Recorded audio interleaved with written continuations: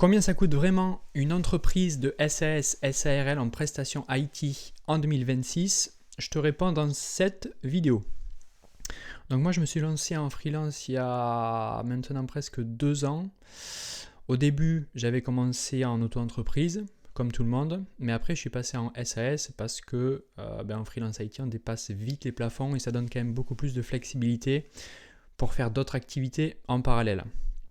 Donc dans cette vidéo, je vais te parler du coût, des vrais coûts que moi j'ai observé pour ma propre entreprise. Donc coût de création et coût de charge fixe. Donc quand j'ai créé ma société, qui a été une SAS, donc là on peut avoir le débat de savoir est-ce qu'il faut créer une SAS, une SARL, une entreprise individuelle ou autre. Là dans cette vidéo, moi c'est un focus SAS, SARL. La seule différence que je vois entre les deux, c'est que si vous préférez vous verser un salaire, il vaut mieux choisir une SARL. Si vous souhaitez plutôt vous rémunérer en dividendes, la SAS sera plus adaptée, on va dire. Moi, je suis parti sur une SAS pour être plus flexible. Et donc, la première étape, ça a été de constituer cette société. Donc, le coût de création de la société, ça m'a coûté environ 1 200 € hors taxe. Je parlerai en hors taxe parce que la TVA, ça n'a pas vraiment d'impact. Donc moi, j'ai préféré passer par une vraie entreprise d'expertise comptable. Pourquoi ? Pour avoir tous les conseils en direct avec une personne en physique, de manière à ce qu'elle puisse me conseiller sur mon activité principale et toutes les autres activités en parallèle que je voulais inclure dans cette SAS. Donc ça a un coût, 1 200 €, c'est vrai que ça a un coût. Mais je pense que ça vaut le coup pour éviter de se tromper sur la rédaction des statuts, c'est-à-dire l'objet vraiment de votre entreprise, les activités que vous allez mener à l'intérieur de votre société. Donc ces 1 200 €, ça inclut quoi ? Ça inclut la rédaction des statuts, l'annonce légale et le dépôt au greffe, c'est-à-dire toutes les procédures administratives qu'on doit faire auprès de l'administration publique pour déclarer cette nouvelle entreprise. En plus de ça, c'est pas vraiment une dépense, mais il va falloir que vous prévoyiez un apport en capital. Donc le capital de votre société, c'est juste pour définir le socle financier de votre société à sa création. Et cet apport va être utilisé pour payer toutes les charges de lancement de votre activité. Alors en tant qu'activité de prestation IT, c'est-à-dire que vous vendez juste votre temps contre de l'argent, vous n'avez pas vraiment beaucoup de charges. J'en parlerai juste après dans cette diapo, dans ce slide. Mais on va dire que l'apport en capital, il va être entre 100 € et 10 000 €. Moi, ce que je recommande, c'est de mettre environ 1 000 €. C'est pour, on va dire, montrer à terme le sérieux de votre entreprise. Il ne faut pas que ce soit trop petit et pas trop haut parce que ça ne sert à rien que ce soit énormément haut, mais je trouve que mettre 1 000 € en apport de capital, c'est quelque chose de suffisant pour lancer son entreprise de prestation IT. Voilà, donc ça c'était les coûts de création. Maintenant, en charge fixe, j'ai essayé de lister toutes les dépenses principales qu'on est obligé d'avoir et les outils, on va dire, en plus qui m'aident à avoir mon activité au quotidien. Première dépense, ça va être le logiciel comptable. Donc, comptabilité plus facturation, c'est 2 en 1. Moi, j'ai choisi PayMeLane et ça me coûte environ 24 € hors taxe par mois.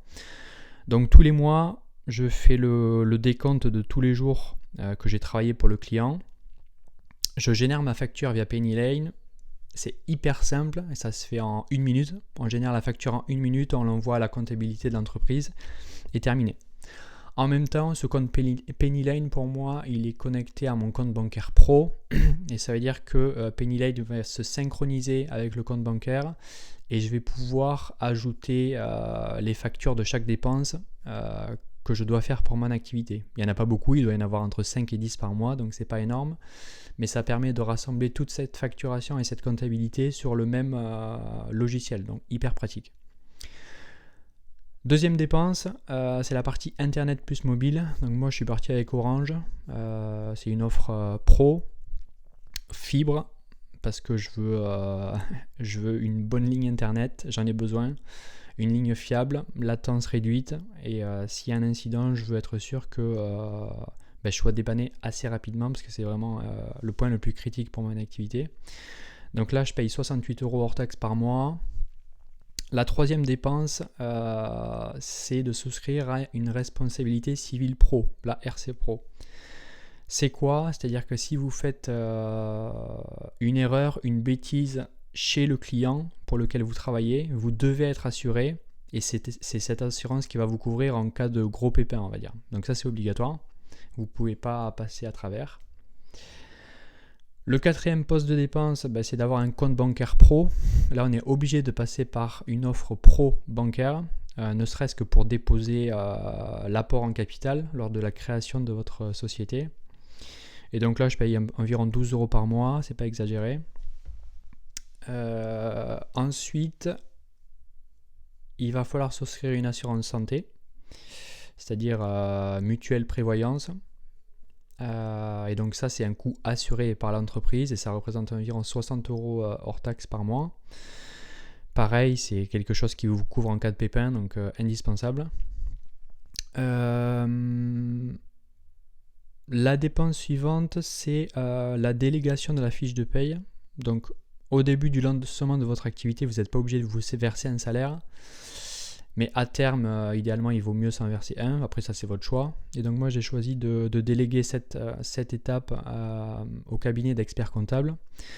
Et donc, pour établir les fiches de paye, mais pas que ça, c'est-à-dire établir aussi les charges qui doivent être payées à l'URSSAF, les charges qui doivent être payées pour la retraite. Ça, c'est le cabinet comptable qui s'en occupe. Et ça me coûte 50 € hors taxe par mois. Donc ça reste raisonnable également. Moi, ce que j'ai juste à faire, c'est j'attends de recevoir ma fiche de paye et j'ai juste à me verser le salaire que je vois sur la fiche de paye entre mon compte pro et mon compte perso.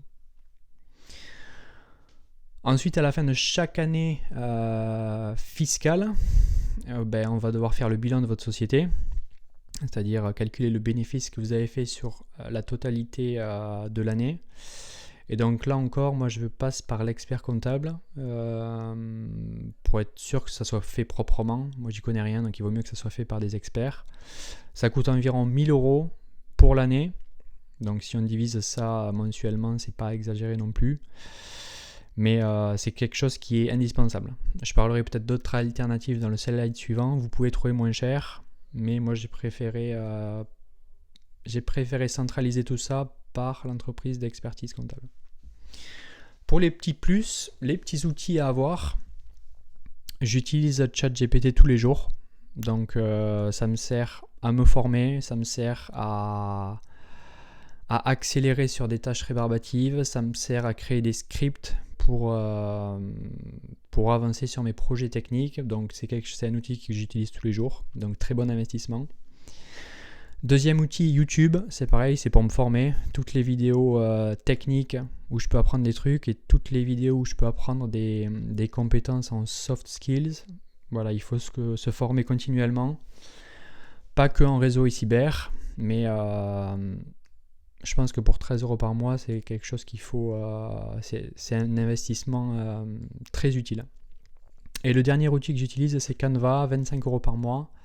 Donc là, c'est pour créer des supports de présentation comme celui-là. C'est pour créer des cartes de visite pour d'autres side business. Voilà, c'est pour toute la partie marketing, on va dire. Donc voilà pour les charges fixes. Si on fait le total, on arrive à environ 391 € par mois. On peut se dire que c'est élevé ou pas. Moi, je trouve que c'est raisonnable. Dans les vidéos précédentes, je vous ai montré que le TJM moyen d'un ingénieur réseau et cyber en province, c'est autour de 500 € par jour. Donc 391 € par mois, ça veut dire que c'est un peu moins d'un jour de TJM. Je trouve que c'est raisonnable. Et ce qu'il faut garder en tête, c'est que toutes ces dépenses, elles vont être déductibles de votre résultat final. Donc ce qui va dire que ça va réduire votre imposition globale. Et donc l'impôt que vous allez payer à la fin de chaque année fiscale. Donc ça, c'est tout ce que j'utilise moi. Et ensuite, je peux vous montrer mes 3 recommandations, on va dire, si vous voulez vous lancer. Donc si typiquement vous voulez vous lancer cette année, en 2026, Moi, je recommande trois solutions. Je pense que ce qui est important, c'est d'avoir un bon logiciel comptable et un compte bancaire pro.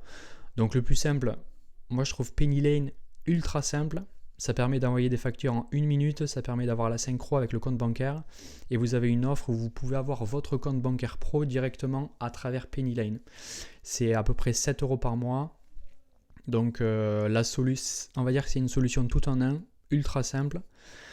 Et si vous n'êtes pas à l'aise avec PennyLane, il y a aussi Indy, qui est vraiment utilisé par la majorité des indépendants. Donc c'est pareil, ça va être utilisé pour faire facturation client et comptabilité.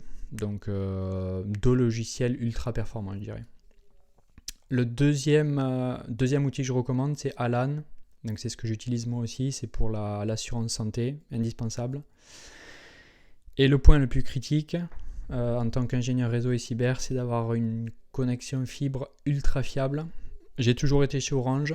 Ça a peut-être un coût supérieur aux autres opérateurs qui peuvent être SFR, Bouygues ou autres, mais je préfère payer un peu plus, avoir une fibre ultra fiable. Et je sais qu'en cas de problème, s'il y a une coupure, Orange mettra les moyens pour aller résoudre la panne assez rapidement. C'est pareil pour le mobile. Je sais que pour la partie mobile 4G, 5G, c'est ultra couvert, ultra fiable, donc je ne changerai jamais. J'ai toujours été Team Orange, donc je reste Team Orange.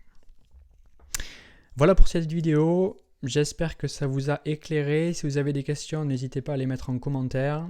Je continuerai à détailler l'activité d'ingé réseau et cyber freelance dans cette chaîne. Et n'hésitez pas à vous abonner. Salut!